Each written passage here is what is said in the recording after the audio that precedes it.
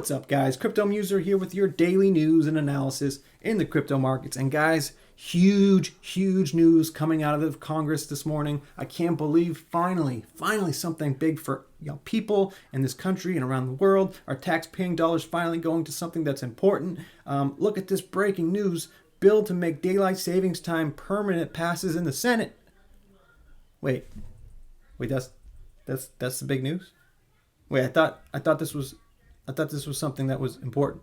Oh no, I guess this is what Congress has been doing this whole time. I mean, it's a joke, right? Our tax-paying dollars going to something that obviously should have been cut out a long time ago. Daylight savings time, one of the honestly stupidest things that we still have. But finally, I guess Congress finally agreed on something, right? I guess that's a plus. No, I'm just joking, guys. Obviously, this isn't a big deal. I can't even believe it got a headline at this point. But this is where our country is at this point, right? This is supposedly big news. Hilarious. Anyway, let's get into the real news, right? But before I do, if you guys could please like, subscribe, and leave a comment down below, it'd be very much appreciated. But let's get right into it. Crazy night in crypto last night. Bitcoin. I was watching a TV show or something. All of a sudden, I get all these. My phone blows up. Bitcoin pumping. I think it was like. Let's just zoom on this. We went from almost 39.2, all the way up to about 42, 41.7 in a matter of like a half hour. But then, in the same amount of time, it dropped right back down. So, I mean, market manipulation at its best, at its finest. Even investor answers out here. Craziest head fake ever. Sorry, everyone. Manipulation is still very real. Yes, it is. Right? In a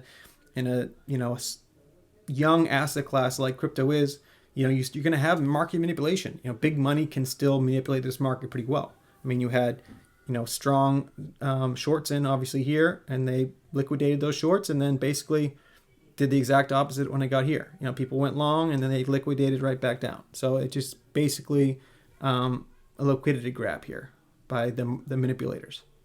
I mean, in the most volatile market in the world, this is a very normal thing. We've seen this time and time again. And, as this market does mature, you're going to see less of this. But like I said, we're still in a young asset class here, and this can be, highly manipulated at times. And I'm sure a lot of people got wrecked in this little, hour move in Bitcoin. But like I said, we're right back in that range of basically 39 to 42,000 that we've been in for 3 months now. So everything going on today with the Fed meeting and all that, it will be even more volatile than most days, I think, today. So I'm honestly staying out of the market today and just watching from the sidelines, and not financial advice, but you should probably do the same. But let's move into some news of the day. So I talked about Library yesterday. It's a crypto company that is basically trying to be a uncensored, decentralized version of YouTube, and they're getting sued by the SEC at the moment. And Library posted this out, or tweeted this out yesterday. And this is kind of the process in which they've been, dealing with the SEC. The SEC says your tokens look like a security. Library says, oh no, is there anything we can do to change that? SEC comes back and says, yes, but you'll have to guess at what it is. Library says, well, can you give us some hints?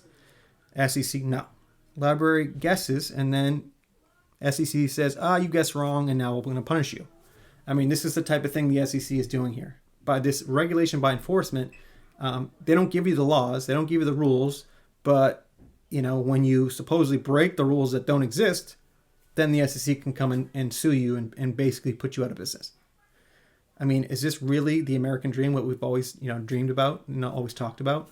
No, this is exactly the opposite. This is a government agency picking winners and losers. If they don't like you, if they don't like what you're doing, like obviously, the SEC obviously doesn't like a uncensored, decentralized YouTube, right? So let's sue them. Small company. They don't have the money to fight us. So let's just go in there and say, no, you've been doing something, even though there were no rules, you were doing something illegal the whole time, and now we're going to put you out of business. I mean, how is this legal, right? How is this a thing? This is why the SEC needs to be stopped. And, you'd think they'd be, consistent in what they're doing here. Even if they're going to use regulation by enforcement, you think they'd be consistent on going after using the same parameters of suing companies. If you're going to fund your company through an ICO, anybody that funds their company through an ICO should be attacked, right? Or should be sued. But no, they're just nitpicking different companies that they dislike at this point. This is literally picking winners and losers by a government agency. This is government overreach to the highest extent. So Digital Asset Investor posted this about the LBRY case.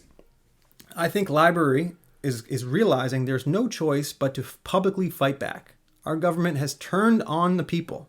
None of us wanted to be in this position, but we just want a future for our children, and we will fight for it if necessary.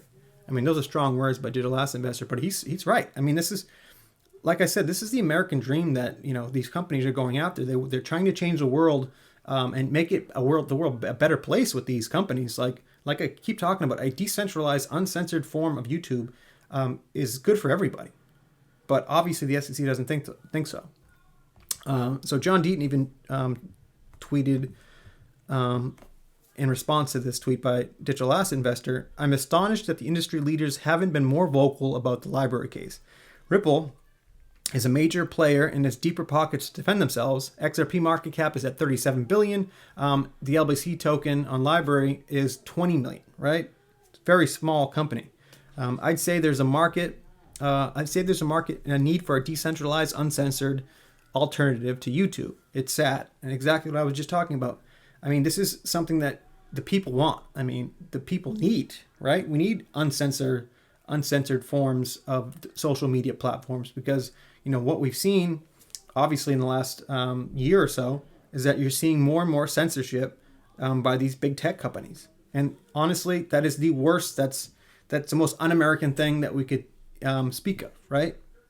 Freedom of speech is that should be the number one right that all Americans and all people around the world should have. And the fact that we're having, these big tech companies censoring people, that's the start of something that can be really bad for our democracy, right? And companies like LBRY that are trying to, like I said, make the world a better place by having these decentralized, uncensored alternatives to these social media platforms.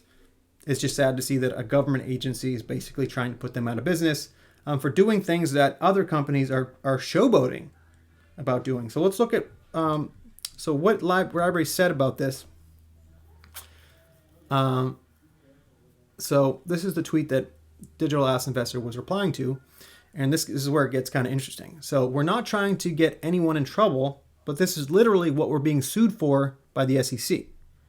Hard not to believe that there is some corruption involved when Ethereum can state this openly in 2022 without penalty.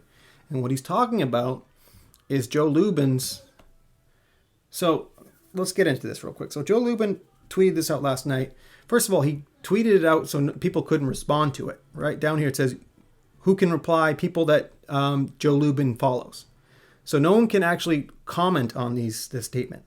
So what that just is a red flag already that obviously this is kind of like suspect to tweet this out here, especially when you have companies like LBRY, like Ripple, that are getting sued by the SEC for doing exactly what you're stating that you did here, right? This is where it gets crazy. Let's just read this thread and see what he's talking about here. So Joe Lubin, I'm excited to share news of our Series D fundraiser. Para Capital led this raise after participating in Consensus Series C round in November 2021. They were joined by new investors, including a strategic balance of both crypto and traditional funds. Aligned with our company-wide objective to embrace our crypto-native roots, proceeds from the round will be converted to ETH to further build out Consensus. Ultrasound money. Position as a rebalance to our ETH to fiat ratio in line with our treasury strategy. And this is the highlighted tweet, part of the tweet that LBRY was talking about. We've long maintained a significant treasury of ETH stablecoins and other tokens, and we are actively using our own financial infrastructure to put these assets to work in DeFi protocols and via staking in anticipation of Ethereum's merged proof of stake. And then he continues on down here. This round shows further commitment to our products, and will enable us to accelerate our pathway to decentralization. Wait a minute. Our pathway to decentralization. I thought that Bill Hinman said back in 2018 in that speech when he gave Ethereum the free pass. I thought the reason why they gave them the free pass is because they were decentralized, right? The statement was they maybe started out as not decentralized, but now they morphed into a decentralized platform. But I guess Joe Lubin himself, co-founder of Ethereum, owner of Consensus, is now saying that we're still trying to become decentralized. We're in a pathway to decentralization. I mean, really? The same way the internet has transformed our lives, 20 years from now, blockchain technology will have transformed the ways we organize and exchange value. So, and look, the only people that can comment are saying, "Congratulations, Joe! You did a great job, Joe." It's really unbelievable that he can actually come out and say this, and not get any right. No one cares. This just shows me that Joe Lubin really thinks that the SEC will never come after Ethereum. I mean, he's openly bragging about what he's done. And like I said, there's companies out there like Ripple, like Library, that are getting sued for the exact things that Joe Lubin is bragging about doing in this tweet. I mean, could the SEC be less inconsistent in the way that they come after these crypto companies and the way they regulate by enforcement? John Deaton had a lot to say about this tweet. Without inside info, I would advise not bragging about maintaining a significant treasury of ETH and DeFi tokens when everyone knows these tokens get sold to help upgrade the network. Ripple and Library got sued over it. He must be 100% believe the regulatory free pass is permanent. So, like I said, he must really think that the SEC will never come after Ethereum if he's bragging about doing what he's doing and bragging about that he's not decentralized yet. I mean, it's pretty unbelievable. I mean, everybody was talking about this yesterday, and it's like no one's out there saying, defending Ethereum, saying, "Oh no, he's Joe Lubin's right here. Ethereum is decentralized." No one's out there saying that. And the fact that he doesn't allow comments on the tweet shows you that he doesn't want any conversation about it. This is literally a spit in the face to the industry, saying, "You know what? Too bad, guys. We have a free pass from the SEC, and we are owned by the biggest private bank in the world, J.P. Morgan. So guess what? Sorry." And it's funny to think that people have been calling XRP the banker's coin forever, right? We've always been the banker's coin. That's why people didn't want to invest in Ripple and XRP, because it's the enemy of the people, the banker's coin. That's what I've been hearing for most of my XRP investment life here. But it's actually the opposite. This has been a fake out, basically, right? And I tweeted out this: it's Ethereum that's always been the real banker's coin. They fooled you all. When are people going to wake up? And this is, according to this tweet that Brad Mills put out, Ethereum is Ethereum is a Trojan horse for tyranny.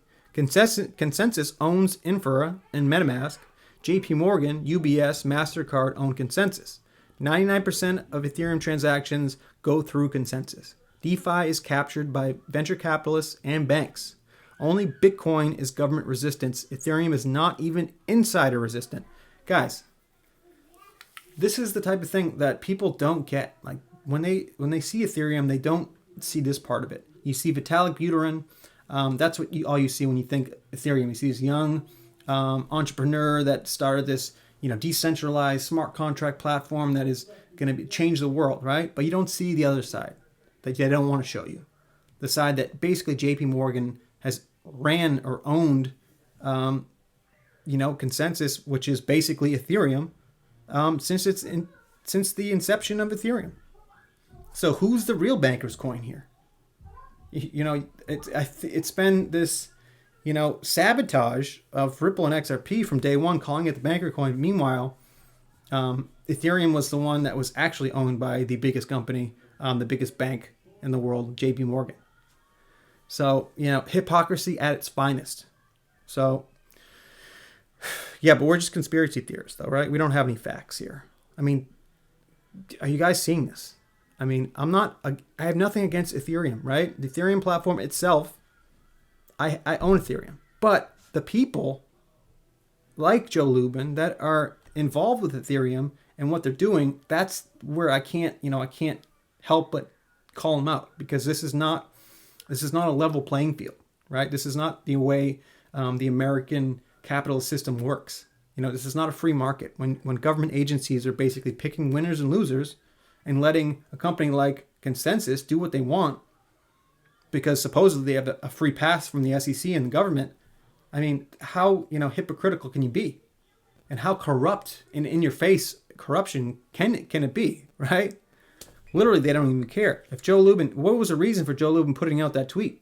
He could have easily just kept doing what he was doing, and he didn't need to make it public in that tweet. That's basically him laughing in people's faces, saying, "Guess what? We have a free pass from the SEC and the government, and what are you going to do about it?" It's really sad. Honestly, it really is. So let's get into staying along those same lines of how the SEC and government agencies really haven't done much for the retail investor, right? From day one, they make you think that it's an open market and everybody has a chance to have the American dream, and everybody has a chance to get rich if you pull up your bootstraps and work hard, and you can all become a millionaire, right? This is the myth that they put out there. So you work hard, so you work 40 to 80 hours a week to try to make that money. But meanwhile, they're holding us back. The system is built to hold us back. It is a fraudulent system, guys. The people that write the rules and the laws are the same people that are breaking them every day. So, I mean, how can you beat that system when it's a fraudulent system from the beginning? And so I want to show this quick interview that Jon Stewart had with past commissioner at the SEC, Robert Jackson. I must say, after I saw this interview that Jon Stewart had with Gary Gensler, I went back and watched some episodes of the show that Jon Stewart has. I forget what it's called. I forget what it's called. I believe it's on Apple TV. But I saw he had a great episode about the stock market. He had a great episode about I forget what the other episode was about, or about the economy. I definitely recommend you guys check it out, because he's one of the only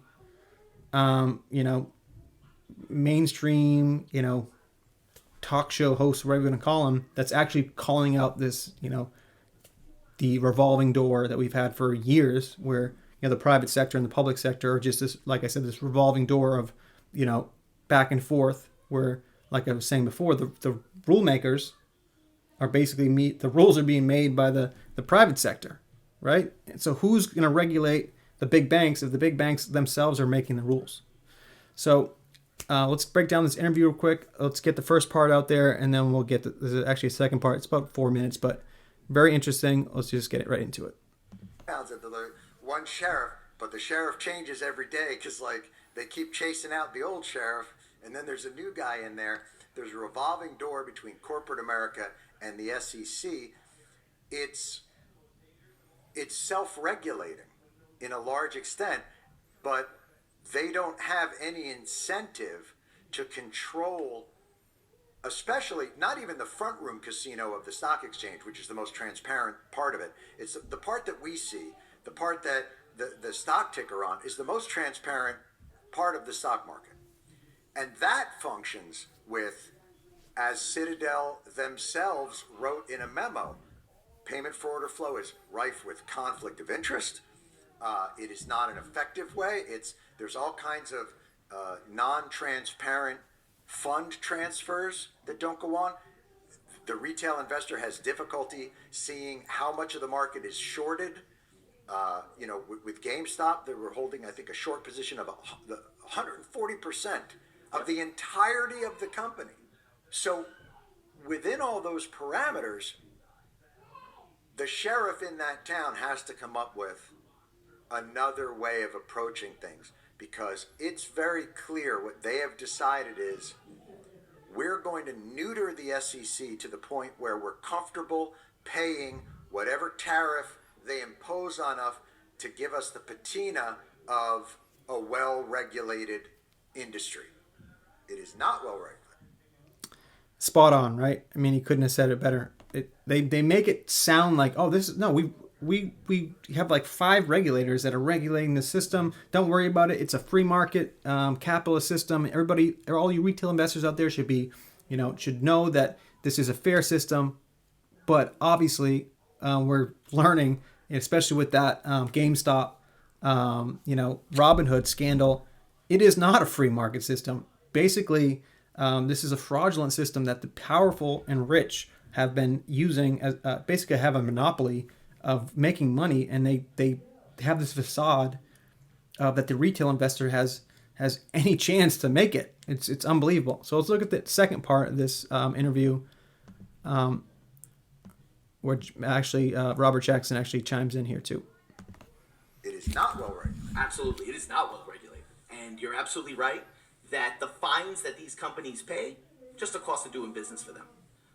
Right. That's absolutely right. And what I would say, John, is if we want to have a conversation about how to fix that problem, that conversation's got to include doing something about the amount of money the finance industry gives to Congress. The amount of money that's spent by these sort of the Chamber of Commerce and the Business Roundtable on these congressional races is so astonishing and completely non-transparent that what we end up with is a system where members of Congress don't want to fund the SEC to do its job. It's a capture. They've been captured. It's worse than, listen, John, when I was at the SEC, every day I have like a calendar that tells me what I'm doing that day.